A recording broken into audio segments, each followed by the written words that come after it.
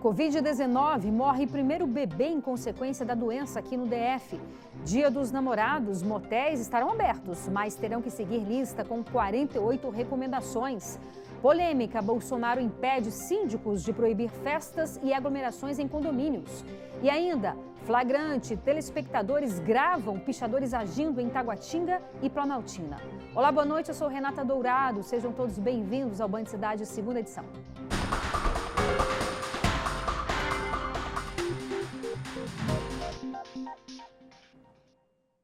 E a gente começa o jornal com informações atualizadas sobre o coronavírus. O repórter Rodrigo Miranda traz para a gente as últimas novidades. Rodrigo, boa noite para você. Infelizmente tivemos aí a primeira morte desse bebê em consequência da doença, é isso?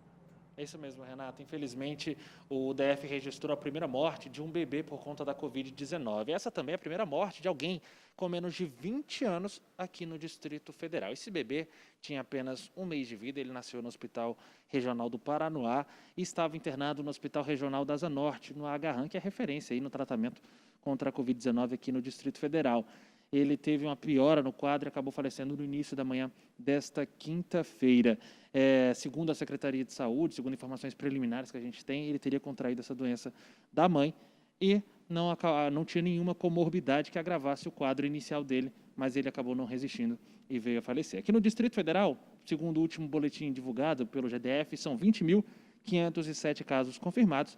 Nas últimas 24 horas, passamos a barreira de 1.000 casos confirmados mais uma vez. São 1.074 casos confirmados de ontem para hoje. E nas últimas 24 horas também, 18 pessoas acabaram morrendo por conta da doença. Totalizando, então, 274 mortes por conta da Covid-19 aqui no DF. 60 casos são considerados graves, 164 moderados. O número de pessoas recuperadas também foi atualizado, 11.089 pessoas estão curadas da doença aqui no DF. Lembrando também, Renata, que Ceilândia, Plano Piloto, Taguatinga e Samambaia seguem como as cidades que lideram aí o número de casos confirmados da doença.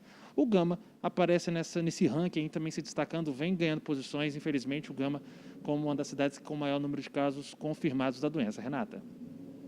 Ainda falando sobre o Covid-19, agora há pouco uma polêmica, o presidente Jair Bolsonaro tuitou a respeito de um projeto de lei. Segundo ele vetou alguns pontos desse projeto e com isso ele tira a autonomia, digamos assim, dos síndicos dos condomínios de proibirem festas, aglomerações, é isso?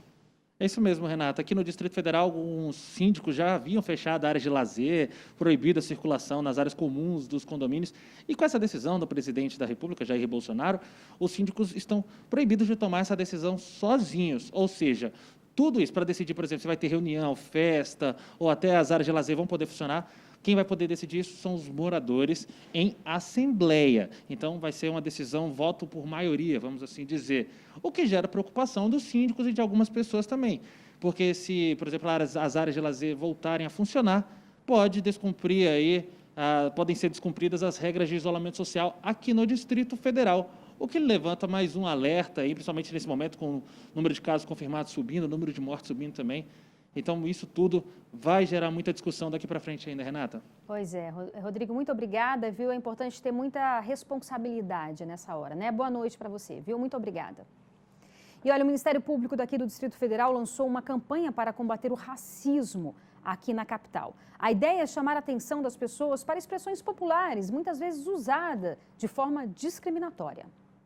A campanha tem como objetivo sensibilizar a sociedade para o tema racismo, mostrando como o preconceito racial está presente na forma como as pessoas se comunicam. A ação pretende também explicar conceitos como racismo estrutural, institucional e recreativo.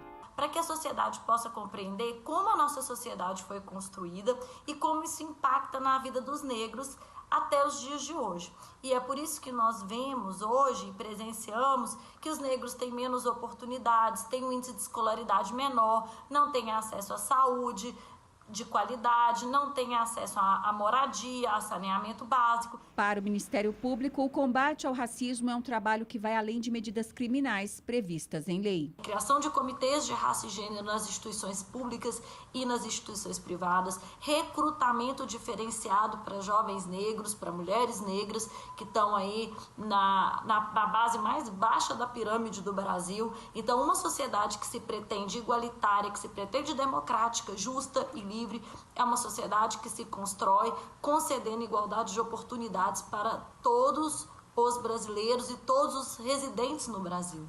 Um levantamento feito pelo Ministério Público do DF revela que, em 6 anos, o número de denúncias de crimes raciais na capital do país subiu mais de 1000%. Para combater o racismo, o GDF conta hoje com políticas públicas em diversos setores do governo. Temos ações para fortalecer o afroempreendedorismo.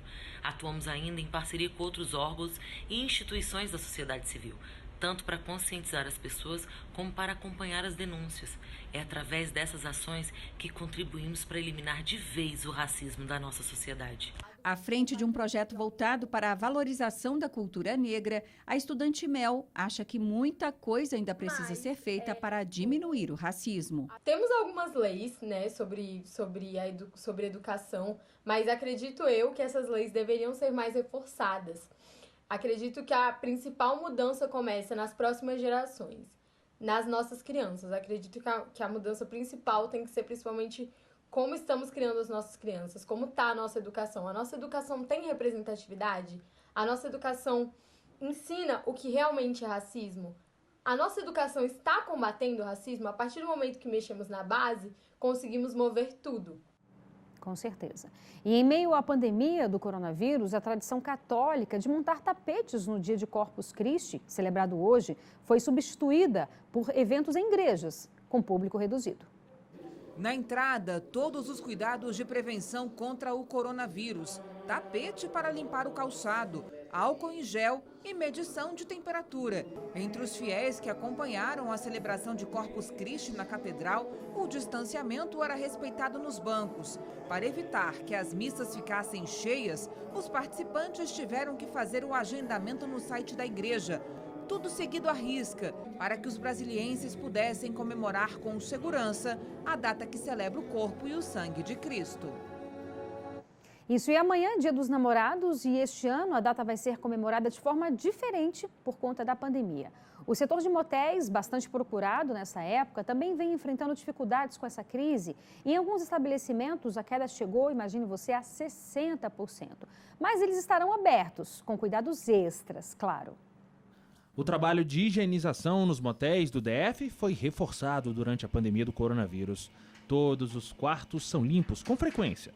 Nada pode escapar ao pano e ao álcool. A limpeza tem de ser minuciosa. Nós temos a nossa associação de motéis, né?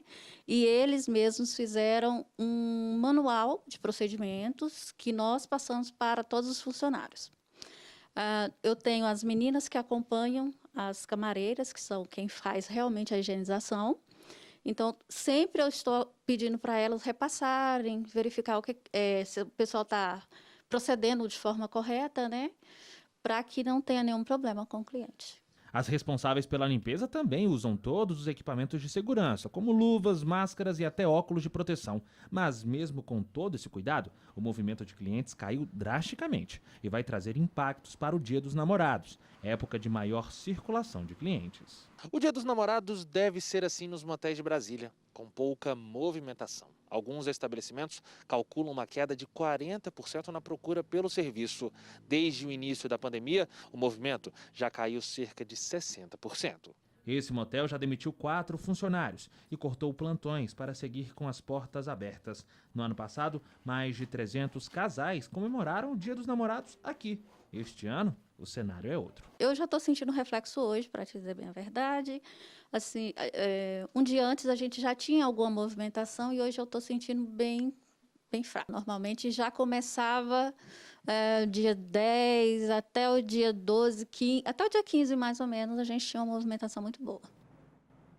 Pois é, como você viu aí na reportagem, os motéis estarão abertos, mas eles vão ter que cumprir uma lista com 48 medidas determinadas pela Anvisa. As vistorias têm sido feitas desde o último domingo. Está proibido, por exemplo, o uso de banheiras, saunas e piscinas. Além disso, a limpeza terá que ser feita pelo menos 4 vezes ao dia. Quem desobedecer às regras terá que pagar multas que variam de R$2.000 a R$70.000. Além disso, o local pode ter interdição parcial ou total. E olha, depois de 3 dias fechado, o comércio de Ceilândia, Pôr do Sol, Sol Nascente Estrutural, voltou a funcionar hoje. Em Ceilândia, o movimento pela manhã foi grande, mesmo sendo feriado. Nas ruas de Ceilândia, movimento constante de pessoas. Na praça, ambulantes vendendo livremente os produtos. Na feira, permanente fila para entrar. Para algumas pessoas, o impacto das lojas fechadas foi tímido. Mudou, mas não foi essas coisas significativas, não. Se fechar as lojas, né? Aí os ambulantes ficam na rua, né? Aí tá complicado. A medida tomada pelo governo de fechar parte do comércio foi uma tentativa de frear o crescimento no número de casos de coronavírus aqui em Ceilândia. A região é a que contabiliza o maior número de casos da doença. São mais de 2.300 registros. Tem morador que defende que algumas atividades não deveriam ser retomadas aqui na cidade. Deixar só os serviços essenciais funcionando. Eu penso que resolve sim fechar o comércio. Já outras pessoas defendem que o comércio deve funcionar normalmente. Fechar o comércio não vai resolver nada. Porque se fechar o comércio, as pessoas saem para beber, saem para passear. Então, fechar o comércio é ilusão. Além do comércio de rua de Ceilândia, os da Estrutural, do Pôr do Sol e do Sol Nascente voltaram a reabrir nesta quinta-feira. E olha, apesar do anúncio, ainda não entrou em vigor a lei que autoriza o transporte gratuito dos profissionais de saúde aqui no Distrito Federal. Nós recebemos várias mensagens desses profissionais dizendo que não estavam conseguindo andar de graça no transporte público. Este telespectador pede que a Band faça uma reportagem sobre o tema, já que o público em geral está desinformado. Este outro afirma que os motoristas e cobradores não estão cumprindo o decreto. Essa outra telespectadora diz querer entender por que os técnicos de enfermagem não estão tendo direito ao passe livre. Nós fomos em busca dessas respostas. A lei foi aprovada pelos distritais e chegou a ser vetada pelo governador Ibanez Rocha. Mesmo assim, os parlamentares derrubaram o veto e mantiveram a medida. Agora, a norma precisa ser regulamentada. A Secretaria de Mobilidade disse que ainda não existe previsão de quando o benefício vai começar a valer. Informou que pediu à Secretaria de Saúde detalhes sobre quais são as categorias de profissionais de saúde diretamente envolvidos no combate para evitar falhas e eventuais fraudes no acesso à gratuidade. Pediu ainda para que as empresas de ônibus aguardem as novas decisões para então liberar o acesso dos profissionais de saúde. É isso, e assim que começar a valer, a gente vai falar aqui para vocês, viu? E olha, flagrante, telespectadores nos mandaram vídeos que mostram pichadores agindo em Planaltina e na Comercial Norte em Taguatinga. E a gente lembra que foi sancionada nesta semana a lei que prevê multa de até R$100.000 para os pichadores. As câmeras de segurança mostram os pichadores agindo. Este homem faz a pichação na porta de uma loja e sai escondendo o spray. Em seguida, outro chega e também faz a pichação na porta da loja ao lado. Nesta imagem, é possível ver o rosto de um dos homens. Este outro vídeo também mostra como agem os pichadores. As duas imagens foram feitas em menos de 10 dias. O comerciante diz que eles atuam de madrugada e de forma constante. As pichações acontecem sempre no começo da madrugada. Os elementos chegam sempre em 3 ou 4, ocupando um carro.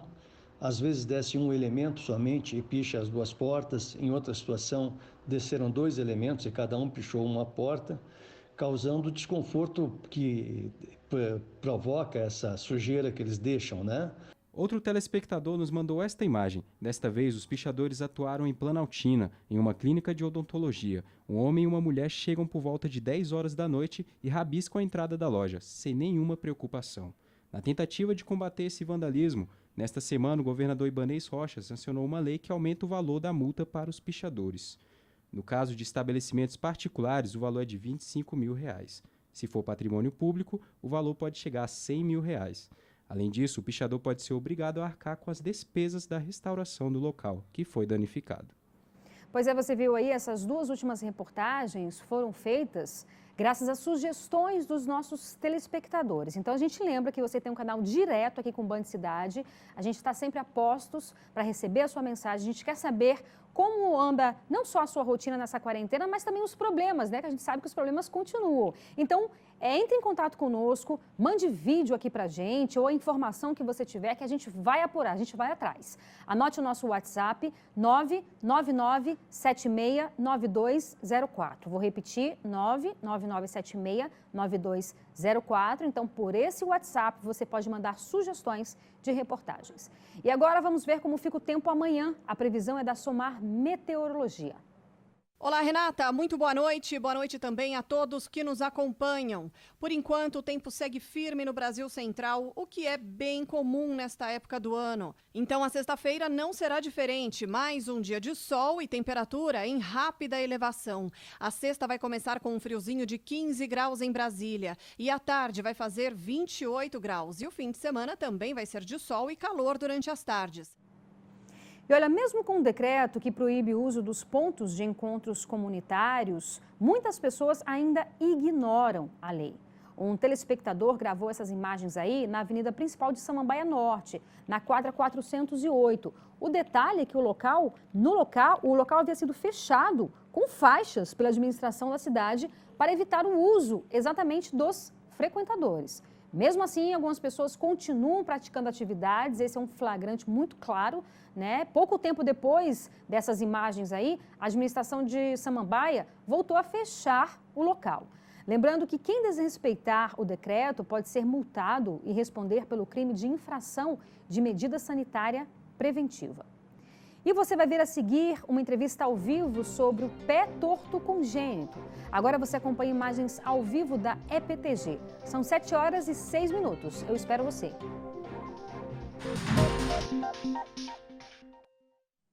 O programa emergencial Bolsa Alimentação vai entrar nas contas dos beneficiários nesta sexta-feira. As informações com Leandro Aislan, direto do estúdio da Band News FM. Boa noite, Leandro. Então, vai estar entrando um dinheirinho aí muito importante para essas famílias, né? Quem tem direito a receber esse dinheiro? É isso mesmo, sem dúvida alguma, muito importante este auxílio. Renata, boa noite para você, boa noite a todos. Ele é destinado para estudantes, né, beneficiários aí do cartão material escolar, que são matriculados na rede pública de ensino aqui do Distrito Federal. As famílias participantes também são atendidas pelo Bolsa Família, né, e de acordo com o GDF, o total de recursos liberados este mês pelo Bolsa Alimentação é de mais de 9 milhões de reais. Ainda agora em junho, os valores individuais são de R$ 83, né, para quem fazia uma refeição na escola, ou seja, estudava apenas em um turno, e R$ 167 para quem fazia 2 turnos ou turno integral, sendo que este cálculo, né, para definir esses valores, ele é baseado, ele leva em conta os 21 dias letivos que esses estudantes teriam neste mês agora, entre 1º e o dia 30 de junho. Portanto, os valores começam a ser depositados amanhã, né? O crédito pode ser utilizado em mercados, supermercados, padarias, entre outros estabelecimentos para compra de alimentos. Viu? Cerca de 106 mil estudantes de 70 mil famílias vão ser beneficiadas aí com esse auxílio. Renata. Ei, Leandro, muito obrigada. Boa noite para você. Boa noite.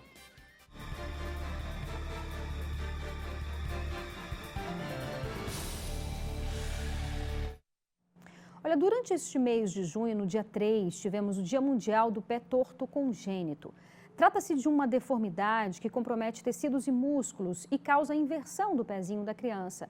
É um dos defeitos congênitos mais comuns no pé. Sobre este assunto, a gente conversa agora ao vivo com o ortopedista, Dr. Tiago Coelho. Doutor, muitíssimo obrigada pela sua participação aqui no nosso programa. A gente explicou rapidamente, mas eu gostaria que o senhor explicasse melhor o que é essa deformidade.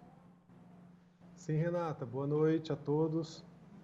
O pé torto congênito é uma alteração que ocorre na perna e no pé, na verdade. Músculos são afetados da perna para baixo. E o pé fica virado para dentro e para baixo, como se estivesse na ponta do pé. É uma deformidade que ela é rígida, ao contrário do famoso pé torto postural, que é quando a criança nasce com o pé virado para dentro, mas completamente flexível, somente devido ao posicionamento que ficou dentro do útero da mãe. Então, isso a gente consegue detectar no momento do primeiro exame físico, logo ao nascimento, mas é possível também com ultrassom, a partir do primeiro trimestre, observar esse tipo de alteração. Mas o diagnóstico de certeza mesmo é após o nascimento. Doutor, e é possível saber a causa do pé torto congênito? 80% dos casos é que a gente chama de causa idiopática, que não tem uma causa definida. Tem um componente genético, sim, mais comum de por exemplo, gêmeos terem os dois. É bem comum, tem 1 para 1000 nascimentos vivos e 50% dos casos é nos dois pés, acomete-os bilateralmente. Tem cura, doutor? Tem cura, sim.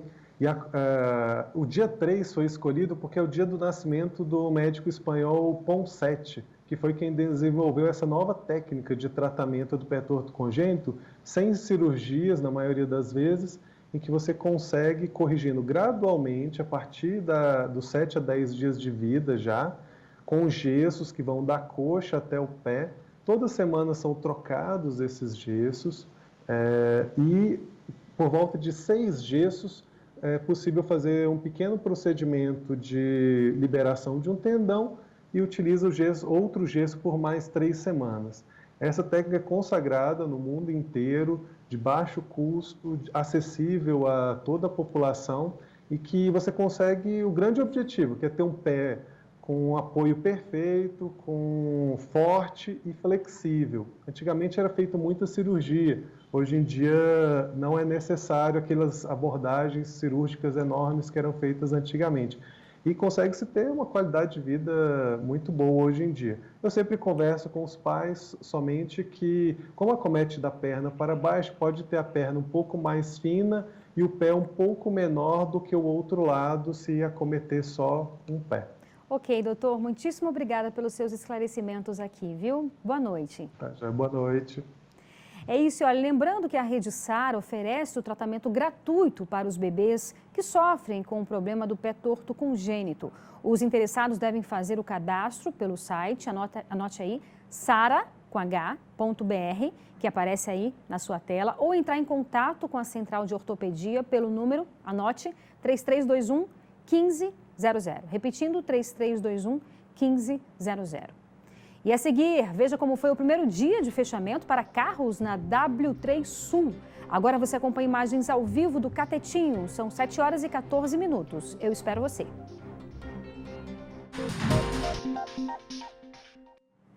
Hoje a W3 Sul foi fechada pela primeira vez para o trânsito de veículos. Com isso, a população pôde aproveitar o espaço. E também nesta quinta, por conta do feriado, houve a retomada do Eixão do Lazer depois de 3 meses suspenso por causa da pandemia. Uma quinta-feira com a volta do Eixão do Lazer e novidades na W3 Sul. Primeiro vamos falar da pista do Eixão, que estava fechada há 2 meses e meio, mas que neste feriado voltou ao palco de caminhada, corrida do pedal e outras atividades. E se foi para cuidar da saúde, ninguém deixou de lado as máscaras de proteção. Se tinha gente com saudade de praticar exercícios pela pista que liga as asas sul e norte, tiveram outros que foram estrear a W3 Sul.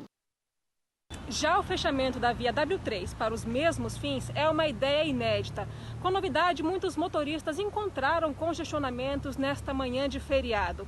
Aqui na W3, o Detran fechou as 3 faixas nos 2 sentidos desde a 503 a 515 Sul. Haverá uma faixa de circulação exclusiva para que os moradores das quadras 703 a 707 Sul tenham acesso às quadras. Para isso, é preciso uma identificação própria distribuída pelo Departamento de Trânsito do DF. Para facilitar o acesso às suas casas, assim como também vai manter diversas equipes orientando o fluxo de veículos e também os moradores. Sobre o transporte público, os ônibus que chegam ao plano piloto vão circular pela W4. Já aqueles que saem da área central em direção à saída sul terão que passar pela W5. E lembrando que as pistas foram liberadas para carros às 5 horas da tarde. Live solidária. Domingo tem a apresentação da dupla André Lopes e Felipe Faria, às 4 horas da tarde. No endereço, anote aí, BSB Lives, lá no YouTube. Veja o convite. Fala galera, eu sou o André Lopes. Eu sou o Felipe Farias e a gente está aqui para convidar vocês para participar com a gente agora no dia 14 às 16 horas, domingo, da nossa live solidária. O intuito dessa live é arrecadar fundos financeiros para ajudar os músicos do Distrito Federal e também as famílias carentes da nossa cidade. Então contamos com seu apoio domingo agora, a partir das 16 horas. Tamo junto! Isso aí, vamos falar agora da nossa promoção. Você quer ganhar um dia de princesa? Então participe mandando pra gente um vídeo curto de no máximo 30 segundos dizendo por que você merece esse dia de princesa. A ganhadora passará por essa transformação no Salão Visu, que fica em Águas Claras, mas claro, só depois que os salões forem reabertos e houver mais segurança para os frequentadores. Então participe, anote o nosso WhatsApp 999769204. Vou repetir para você anotar, hein? 999769204. Obrigada pela sua companhia, a gente se vê amanhã. Tchau, tchau.